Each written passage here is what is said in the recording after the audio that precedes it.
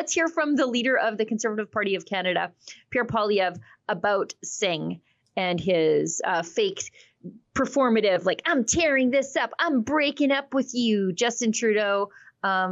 So prove it, buddy. Put your money where your mouth is. Let's hear from Poilievre. And now Sellout Singh has pulled a stunt. The Sellout Singh stunt today, where he came out and claimed that he was wrong, that the coalition was a bad, costly idea, but he refuses to commit to voting for a carbon tax election. So my message to Sellout Singh is this. If you're serious about ending your costly carbon tax coalition with Trudeau, then commit today to voting for a carbon tax election at the earliest confidence vote in the House of Commons. That way we can have a carbon tax election where Canadians will decide between the costly coalition of Trudeau and Sellout Singh that tax your food, punish your work, take your money, double your housing costs, and unleash crime and drugs on your street, or common sense conservatives who will axe the tax, build the homes, fix the budget, and stop the crime. That's what Canadians are waiting for, is that it's the carbon tax election, as it's been coined by Poilievre, but there are so many things, as he mentions there, that are top of mind for Canadians, that they are reeling with, that they're seeing, they're feeling in their pocketbooks, and they're seeing on the streets. And if we have to wait another year with this kind of destruction, I mean, Canada in some ways is already unrecognizable in some of the sections of freedom that we thought that we had. What is another year of this weird, as I've said already, fringe minority coalition going to do to the country? And then you have Trudeau coming in, and of course he says, oh, well, we're too focused on doing all of these things that are so great for Canadians, which I don't know what any of them are. I don't think any Canadians do.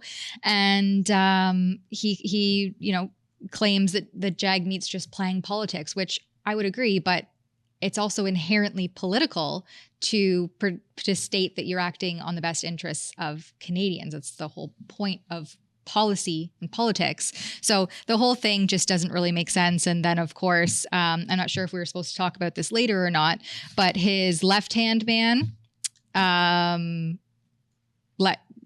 broke up with him too. So he has a couple of breakups in his midst. I mean, other than his wife leaving him several months ago, now he has this breakup with Singh, and his campaign director has also left Prime Minister Justin Trudeau's side. Jeremy Broadhurst. Yes. He came onto my radar during the Foreign Interference Commission as somebody who didn't seem to care when he was being told by security officials that, hey, they're targeting the Conservatives. You guys should consider doing something about it. And he was like, I guess that's the Conservatives' problem. That's how I know Jeremy Broadhurst, as someone who will do anything to get his guy elected, even if it means compromising the sovereignty of our elections. That's the kind of dude Jeremy Broadhurst is. And yet he is breaking up with Justin Trudeau. So all the little rats fleeing that sinking ship. That's right. Yeah. And if there's an election anytime soon, this is not a good situation for Justin Trudeau. Leaves him without his campaign director. As I said, he has Katie Telford still on the right hand, and then your campaign director on the left hand has broken up with you, just as your buddy in the NDP breaks up with you.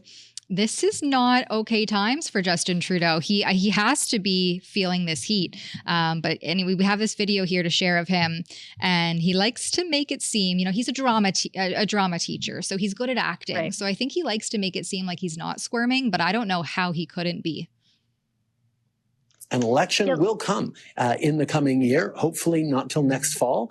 Because in the meantime, we're going to deliver for Canadians. And the contrast with a Conservative leader that wants to cut dental care, cut the school food program, cut insulin for through pharmacare, cut the programs that Canadians are relying on to help them through this difficult time, well, that'll be a political decision that Canadians get to take in an election. But in the meantime, I'm not letting down Canadians, and I'm going to stay focused on them.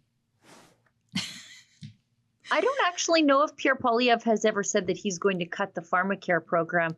He's not, I don't think Pierre Poilievre is concerning himself with the insulin being given to diabetics. I think he's concerned with the fentanyl being given to drug addicts. I think that's where his mind is at. And minors. The underage children who are falling into this very sad, destructive death path, thanks to the Liberals' $1 billion, might I add, Canadian drug and substance strategy that basically just allows drugs into the hands of anyone through various means like vending machines out in British Columbia.